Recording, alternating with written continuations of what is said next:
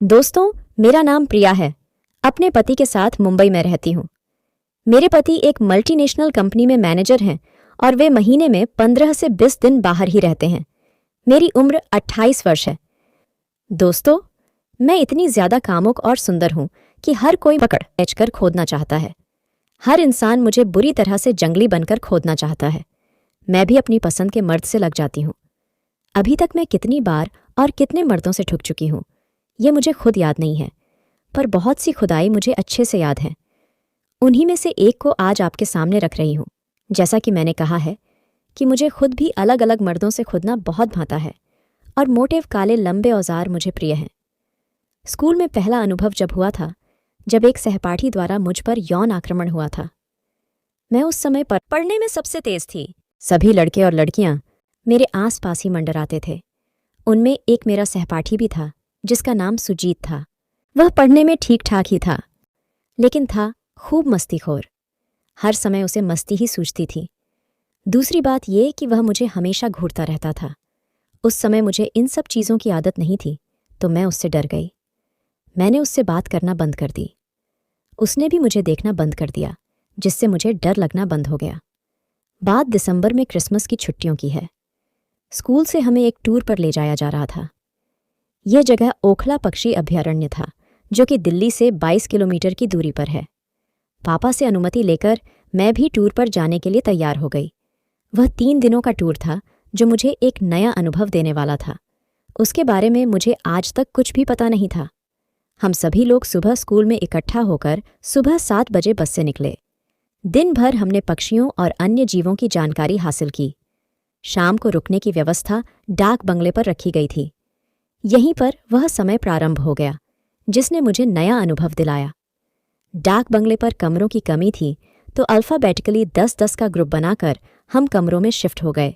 सभी लड़के और लड़कियां सब एक साथ ही रहते थे और सेक्स जैसी कोई भी बात किसी के दिमाग में नहीं आई। मुझे सबसे आखिर में कोने में कमरे के गलियारे में जगह मिली। मेरे पीछे सुजीत था। उस गलियारे में हम दोनों के अलावा बाकी 8 स्टूडेंट कमरे में थे। रात में लगभग सभी सो गए थे। ठंड का मौसम था, तो सब दुबके हुए सो रहे थे।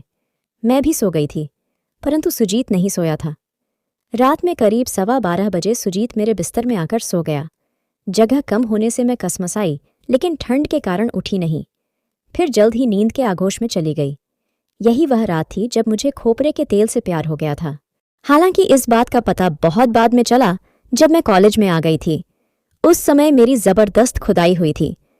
सुजीत मुझसे पीछे से बिल्कुल सटकर सो रहा था। उसने धीरे से मेरी स्कर्ट ऊपर कर दी और मेरी चड्डी को खोल दिया। तब तक भी मेरी नींद नहीं खुली थी। उसने खोपरे के तेल में अपनी उंगली भिगोकर मेरी गच्छेद पर लगाना शुरू कर दिया। धीरे धीरे उसने पूरी उंगली मेरी छेद में डाल दी। चिकनाहट के कारण और गहरी नींद में सोई रहने के कारण मुझे कुछ एहसास ही नहीं हुआ। वह तो जब उस कमीने ने उंगली से अंदर हरकत करना शुरू की, तब जाकर मेरी नींद खुली। मुझे लगा कि कोई कीड़ा मेरी छेद में घुस गया है। मैं जोर से चिल्ला दी। मेरे कमरे के सर उठकर आए और उन्होंने मुझसे पूछा, क्या हुआ? मैंने अपने मुंह से कोई आवाज नहीं निकाली। मैंने कहा, कुछ नहीं सर, मैं नींद में डर गई थी। सर फिर सोने चले गए। मैंने सर से इसलिए नहीं कहा क्योंकि सुजीत मेरे चिल्लाने पर अपने बिस्तर पर चला गया और हाथ जोड़कर माफी मांगने लगा था, तो मैंने भी रात में कोई बखेड़ा खड़ा करना उचित नहीं समझा और फिर हम सभी सो गए। अगले दिन मैं दिन भर उस बारे में सोचती रही कि रात में गुदगुदी हुई तो कैसा लगा था, तो मैंने बड़ी कक्षा की सहेलियों से पूछना उचित समझा। उधर सुजीत मेरी कक्षा में एक बार फेल हो चुका था। बड़ी कक्षा की लड़कियां उसकी दोस्ती थीं, तो वह उनसे बातें कर रहा था। मुझे आती देखकर वह दूसरी ओर चला गया। फिर मैं उन सीनियर लड़कियों के पास गई और रात में जो गुदगुदी हो रही थी उन्हें उसके बारे में बताया। वे सभी हंसने लगीं। उनको पता चल गया था कि मैं अभी इन सब बातों से अनजान हूं। उन्होंने कहा, ये सब इस उम्र में होता है। फिर अगर कोई ऐसी गुदगुदी करे तो उसका मजा लो। इस बात की किसी से शिकायत मत करो। मैं समझ गई कि सुजीत ने मुझसे पहले ही उनको सब बता दिया है। खैर, फिर रात हुई तो मुझे डर सा लगने लगा। तब हमारे सर ने उनके पास सोने का बोला, तो मैंने ही मना कर दिया। मैं फिर से उसी गलियारे में सुजीत के पास आकर सो गई। उधर सुजीत की आंखों में शरारत के भाव थे और नींद तो नाम की नहीं थी। जबकि मुझे डर के मारे नींद नहीं आ रही थी। जैसे ही आधी रात हुई, सुजीत के हाथ हरकत करने लगे और उसने खोपरा के तेल से लबालब अपनी उंगली मेरी छेद में डाल दी। मैं एकदम चिहुंक उठी तो सुजीत बोला, आज चिल्लाई नहीं। मैंने गुस्से में उसे देखकर उंगली निकालने को कहा तो उसने अपने एक हाथ को मेरे गले में डालकर मेरे दूध को दबा दिया। फिर 2 उंगलियों से मेरे चूचुक को मींजने लगा। साथ ही वह अपनी उंगली को मेरी छेद में अंदर बाहर करने लगा। मुझे जो गुदगुदी उस समय हो रही थी उसका मज़ा अलग ही था। मैंने भी ज्यादा विरोध नहीं किया, जिससे सुजीत का हौसला बढ़ता ही गया और वह उंगली को तेजी से अंदर बाहर डालने लगा। अब रजाई के अंदर पट-पट सट-सट की आवाज आने लगी थी। अचानक उसने अपनी उंगली निकाल ली। मैंने समझा कि वह फिर से तेल लगाकर पेलेगा। मैं यही सोचकर आंख बंद करके ऐसे ही नंगी ही लेटी रही। उधर सुजीत ने एक हाथ से ही अपने 6 इंच के औजार पर तेल लगाकर उसे लबालब कर लिया था। उसका दूसरा हाथ मेरे गले में लिपटा हुआ मेरे दूध सहला रहा था। फिर वह धीरे से मेरे ऊपर आया और अपना पतला लंबा लेकिन सख्त औजार मेरी छेद में डाल दिया। थोड़े से दर्द के साथ मुझे बहुत अच्छा लगने लगा और वह भी मुझे फच फच फच फच करके खोदने लगा। जल्दी ही उसने अपना पानी मेरी छेद में छोड़ दिया, लेकिन मुझे अधूरा छोड़ दिया। अभी मेरी छेद से पानी तो निकला ही नहीं था, जिसके बारे में मुझे कोई खास जानकारी भी नहीं थी। छेद में उसका लिसलिसा पानी मुझे अजीब सा लग रहा था। मुश्किल से मुझे नींद आई। सुबह मेरी छेद में जबरदस्त खुजली मची तो मुझे खूब मजा आया।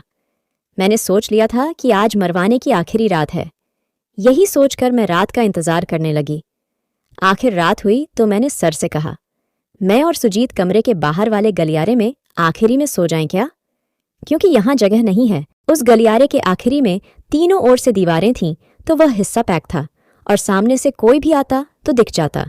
लेकिन सर ने मना कर दिया, नहीं, ऐसे नहीं सोने दे सकता हूं। फिर खाने के बाद सर से फिर रिक्वेस्ट की और उनको वह जगह बताई तो सर मान गए। मैंने तुरंत सुजीत से बोला तो सुजीत को विश्वास नहीं हुआ और वह बोला, आज फिर से खेलेंगे क्या? मैंने कहा, हाँ, पूरी रात मस्ती से खेलेंगे। फिर आधी रात को हम दोनों एक दूसरे के पास सट कर सो गए। पर आज उसने उंगली नहीं डाली, सीधे अपना औजार बिना तेल के डाल दिया। मैं दर्द से चिल्लाऊं, इतने में उसने मेरा मुंह दबा दिया।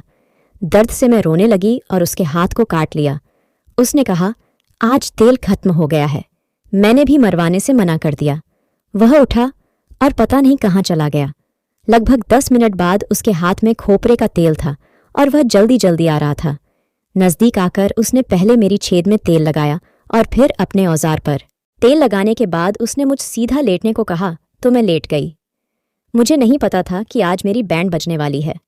वह मेरे ऊपर चढ़े गया और धीरे से अपना औजार मेरी छेद पर सेट करके रख दिया। फिर धीरे से धक्का दिया। तेल लगा औजार लहराता हुआ मेरी छेद में घुस गया। मुझे आज तेल लगाने के बाद भी बहुत दर्द हो रहा था। मैं रोने लगी तो अब सुजीत ने कुछ भी रहम नहीं दिखाया और जोर जोर से मेरी पेलने में लग गया। गलियारे में रात के सन्नाटे में फच फच फच फच सटासट सटासट की आवाज आने लगी। मुझे भी अब मजा आने लगा था। आज मेरी छेद में अजीब सी खुजली मच रही थी। मैं अपने हाथ से खुजली मिटाने के लिए छेद को जोर जोर से मसल ही रही थी कि अचानक मेरी छेद से चिकना सफेद पानी निकलने लगा। मुझे बहुत मजा आने लगा था। उधर सुजीत भी फच फच फच फच करते हुए मेरे छेद में ही झाड़ दिया। उसने अपना सारा पानी मेरे अंदर ही टपका दिया। हम दोनों ने खुदाई के बाद अपने कपड़े पहने और उसी चिकनाहट के साथ सो गए। आज मुझे बिल्कुल भी अजीब नहीं लग रहा था और मन बिल्कुल शांत था। मैं पूरी तरह संतुष्ट भी थी। दोस्तों, मेरी कहानी आपको कैसी लगी कमेंट बॉक्स में ज़रूर बताएं और चैनल को लाइक एवं सब्सक्राइब ज़रूर करें।